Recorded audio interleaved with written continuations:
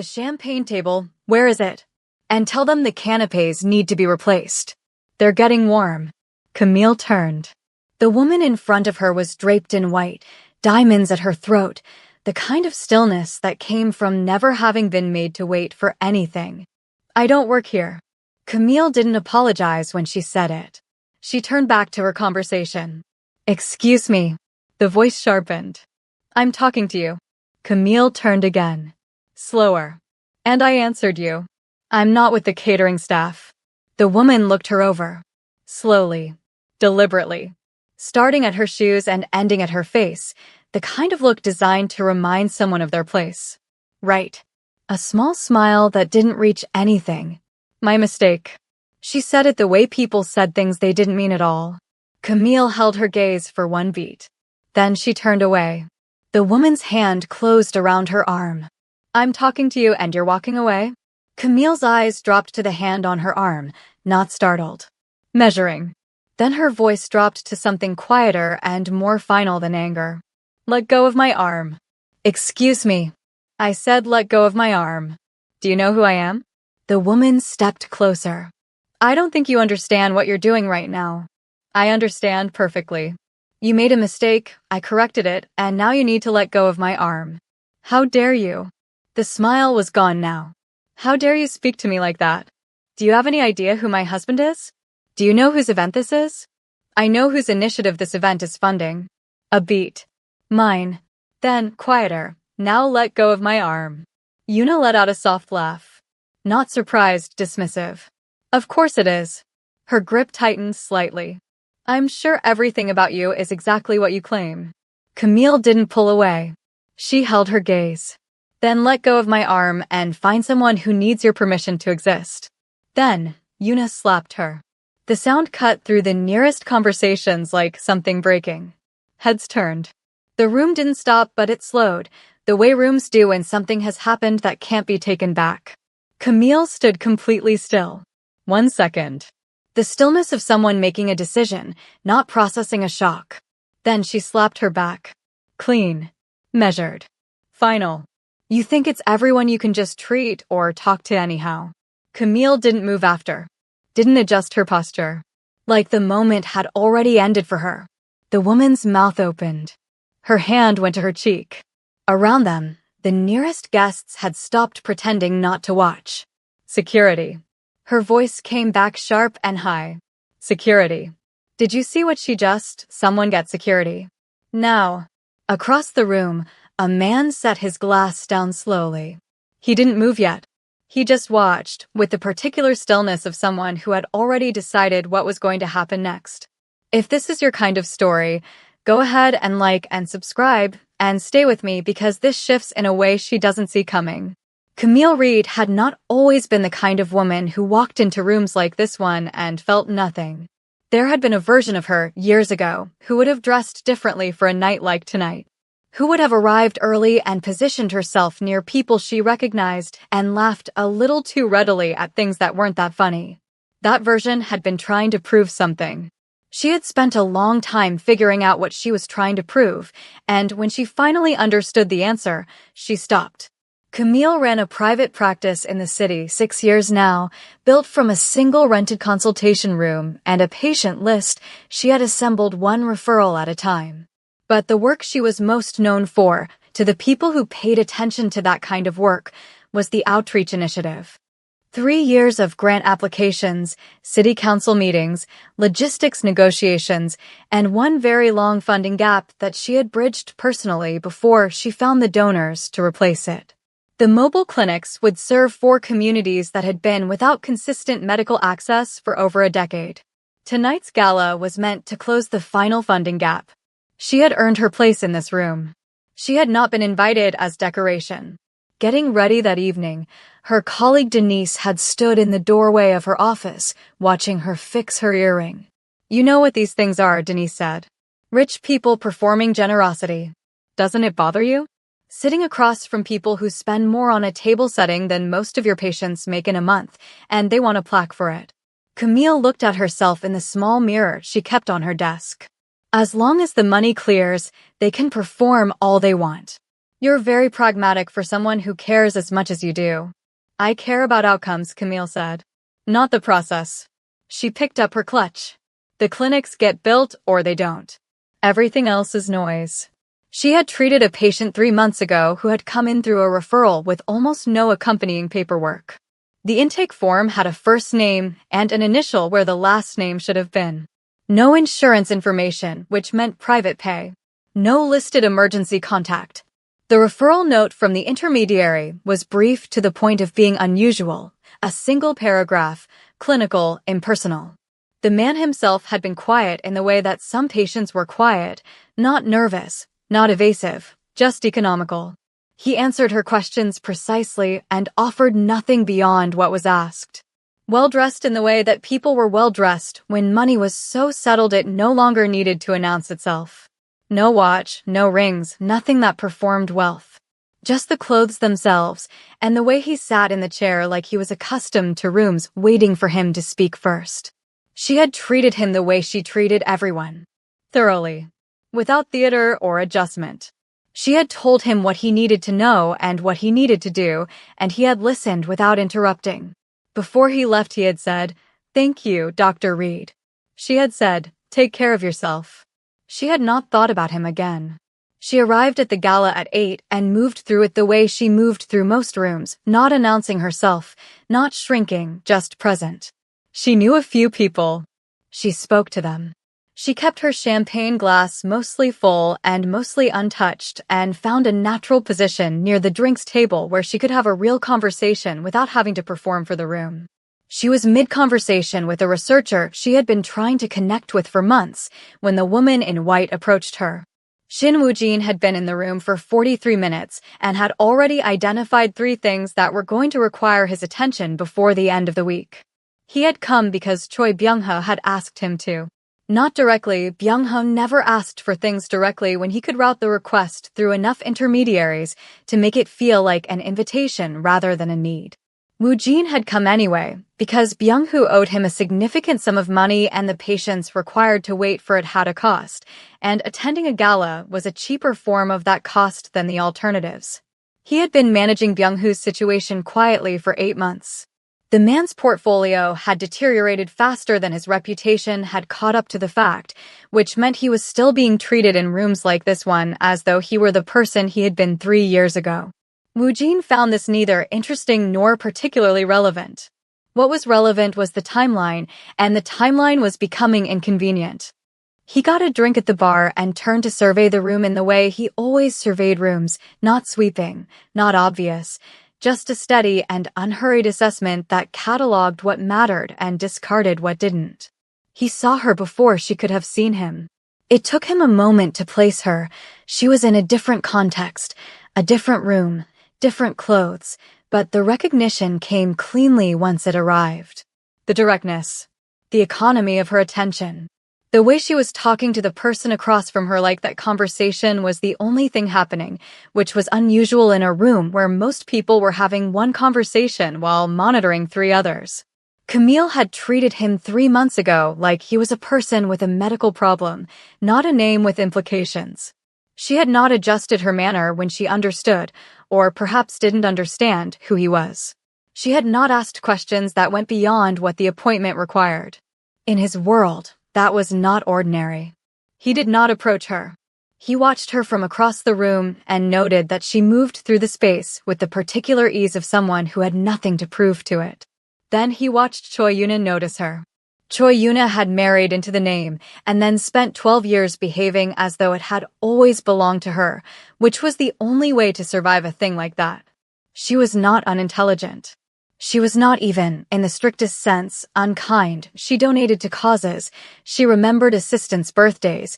She could be warm when warmth was useful. What she was, in the deepest and most habitual part of herself, was certain. Certain of hierarchies, of categories, of who belonged where and what their presence in a room signified. She saw Camille near the drinks table and her brain did what it always did, sorted, filed, concluded. She crossed the room and was 4 words into her request before anything complicated happened. Security came from the left side of the room. Two men, moving with the particular efficiency of people who had been called to manage a situation and had already decided how it would go. They didn't look at Camille like someone they recognized. They looked at her like a problem they'd already decided how to remove. They were 3 steps from Camille when Woojin moved. He didn't hurry. He crossed the room at the same pace.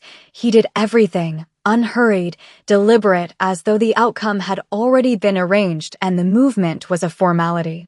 He stepped into their path at the exact point they would have reached her. Not loudly. 4 or 5 words, spoken at a register that was carried to them and no one else. The 2 men slowed, stopped, looked at each other with the expression of people rapidly reassessing a situation. One of them nodded before the other had fully processed it. Then they found somewhere else to be. Yuna turned to Woojin. Her expression recalibrated.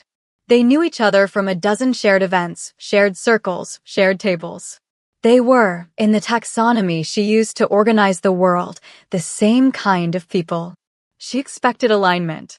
She expected, at minimum, acknowledgement. Woojin looked at her the way you looked at something you had already finished considering. She turned to her husband. Byung-hoo was already moving across the room, reading the situation quickly because reading situations quickly was the skill that had kept him functional longer than his finances should have allowed. He reached Woojin and spoke in a low voice, precise and efficient, with the slight forward lean of a man who needed something and was trying not to look like it. "It's handled," Byung-hoo said. "It was a misunderstanding." She overreacted. "We'll make sure nothing." "Byung-hoo." Woojin's voice was even. Byung-hoo stopped. "We'll talk on Thursday." A beat. "Don't be late." Byung-hoo straightened slightly. Nodded. He walked back to his wife with his shoulders carrying the relief of a man who had interpreted a neutral sentence as a favorable one. He had interpreted it incorrectly. Camille watched all of it from where she stood. She had not moved since the slap. She was watching the man she did not yet know the name of, watching the way the room had shifted around him without him asking it to, watching the particular quality of stillness he carried that was not passivity, but its opposite. A man completely at ease with the fact that nothing in this room would go in a direction he did not permit. She did not know who he was. But she understood what she had seen. She had seen authority before. This wasn't that. This was something quieter and harder to refuse. The gala continued. The band returned. Conversations resumed with the slightly heightened energy of people who had witnessed something and were now processing it through the socially acceptable method of pretending to talk about other things. Yuna moved back through the room. She was too experienced to fall apart in a space like this. She straightened. She smiled. She found 2 people she knew well enough to anchor to, and she performed normalcy with the discipline of someone who had been doing it for a long time. But she had seen her husband's face when he came back from speaking to Woojin. She had read it with the accuracy of 12 years of marriage to a man who could not hide financial anxiety the way he could hide everything else. She knew that expression. She had not seen it in over a year, and she had hoped she would not see it again. She did not yet understand what had caused it. That understanding would come later. In a car on the way home, when Byung-hoo finally said the words that had been sitting behind his eyes all evening. When she understood that the woman she had dismissed and humiliated in the middle of a room full of people who mattered was not a stranger to Shin Woojin. That Shin Woojin had been watching. That when Shin Woojin recalibrated a decision, there was no process for appealing it. But that was later. For now, Woojin moved to the center of the ballroom, where a cluster of men were talking about the kind of things men at galas talked about when they were trying to determine each other's weight in a room. He joined the edge of the conversation. Said very little. Listened with the attention of someone who found information useful regardless of its source. Then, in the natural gap between one topic and the next, he mentioned that he had been reassessing some of his current investment commitments. That efficiency mattered to him above most things. That he had perhaps extended patience in certain situations longer than the situation merited, and that he had been thinking about correcting that. He named nothing. He named no one. In rooms like this, nothing needed to be named directly. Money moved in this kind of space through implication and inference, through the slight lowering of a voice and the particular phrasing of a sentence that everyone present understood how to read. The men around him received what he had said the way they received everything, through the specific frequency of people who spent their lives tracking where money was going and what its movement meant. Two of them found reasons to move to other conversations within the next 4 minutes. Byung-Hoo felt it from across the room before he understood it. Something changed in the temperature of the space around him, subtle, unannounced, the specific sensation of a room quietly deciding something. His face changed. He could not stop it from changing. Yuna saw his face from 12 feet away and understood that something had gone wrong before she knew what it was. The nearest conversations became shorter. Eye contact became brief, redirected, apologetic in the way that withdrawal was always apologetic when it needed to happen publicly. A woman who had greeted Yuna warmly 10 minutes earlier didn't look at her as she moved away. No confrontation. No declaration. Just the room, quietly, closing a door. Then the MC stepped to the podium. The final fundraising total for the Medical Outreach Initiative was announced. Led by Dr. Camille Reed, the MC said, gesturing toward her. This time, the name didn't pass unnoticed. A few people turned, not openly, but enough. The room responded warmly. This was the kind of cause that made people feel well about themselves, and feeling well about themselves was a significant portion of why they attended evenings like this. The MC ran through the donations. And then the final contribution, logged late in the evening, listed as anonymous. The number was read aloud. It was larger than every other contribution combined. The room reacted with the noise that rooms made when a number exceeded expectation. Someone near Camille grabbed her arm and said something she didn't register. She was already scanning. Camille found Woo Jin across the room. He was already looking at her, not checking if she noticed, just certain that she would. No gesture, no acknowledgement, nothing that could be pointed to. But she knew. She was between patients 2 days later, reviewing a file at her desk, when her receptionist appeared in the doorway with the expression she used when something had happened that she didn't have a category for. Woo Jin walked in behind her. No entourage. No preparation. He looked the same as he had at the gala, dark, controlled, taking up exactly the amount of space he had decided to take up and no more. The receptionist looked between them and left quickly, pulling the door behind her. Camille set the file down. He stood on the other side of her desk and didn't perform a preamble. What happened at that gala shouldn't have happened in a room I was present in. Camille looked at him steadily. Is that what you came to say? Part of it. What's the other part? I'm sorry it happened to you. She studied him. Then, hold on, you were my patient. 3 months ago. Yes. She ran it back, the intake form, the initial where a last name should have been, the man who had sat in her consultation chair and answered her questions without offering anything additional and thanked her once before he left. And then the gala. Security stopping mid-movement. A room adjusting its temperature around a single person without being asked to. Shin, she said. It wasn't a question. Yes. She had heard the name before. Not loudly, names like his didn't travel loudly.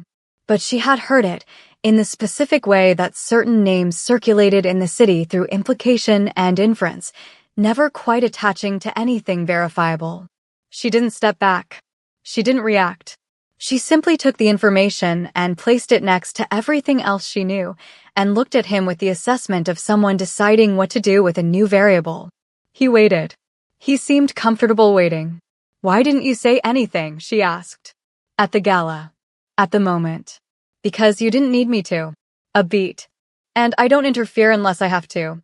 She held his gaze. Then, almost to herself, no. I didn't. Something in the room settled. Not warmly, not yet. But honestly. Dinner, he said. If you'd like. She looked at him for a long moment. I'll think about it. He nodded once. He picked up a card from the edge of her desk. She hadn't even seen him put it there, and replaced it with one of his own. When you've thought about it, he said. He left.